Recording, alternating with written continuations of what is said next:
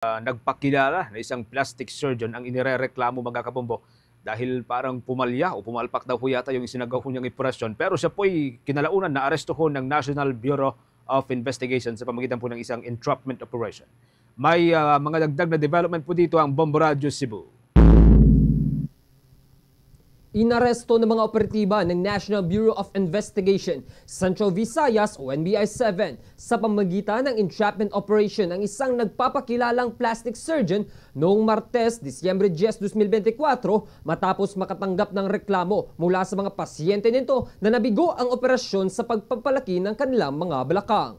Kinilala ang nadakip na si Ruel Fernandez Bacos alias Mommy Deps at residente ng Sitio Basquio, Barangay Basak Pardo, Cebu City kung saan din naganap ang entrapment operation. Ayon kay Attorney Renan Agustos Oliva, ang Regional Director ng NBI-7, na naganap ang entrapment operation matapos makatanggap ng reklamo ang kanilang tanggapan mula sa tatlong umano'y pasyente ni Bacos kung saan nagmamaga ang balakang ng biktima na mag-inject ng gamot na napag-alamang illegal silicone oil nung inoperahan ang mga biktima. Ang nabanggit na operasyon ng peking doktor ay nangyari sa isang hotel sa Barangay Apas, Cebu City kung saan nang bayad ng 20,000 pesos ang mga operatiba para magpaturok ng illegal silicone oil. Ngunit napag-alaman ng tanggapan ng NBI-7 na hindi lisensyadong doktor si Bacos dahilan sa entrapment operation kung saan nakuha ang mark money mula sa posisyon ng suspect at nagpositibo ito sa yellow fluorescence powder ng masuri ng laboratorio ng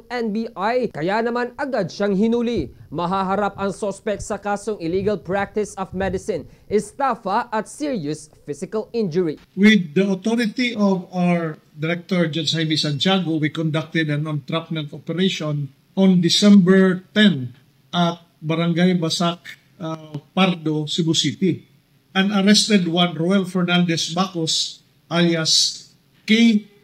Last and alias Mommy Debs for violation of the illegal practice of medicine under Republic Act 2382, as well as estafa and serious physical injuries. Ating napakinggan si Attorney Renan Agustos Oliva, ang Regional Director ng NBI-7.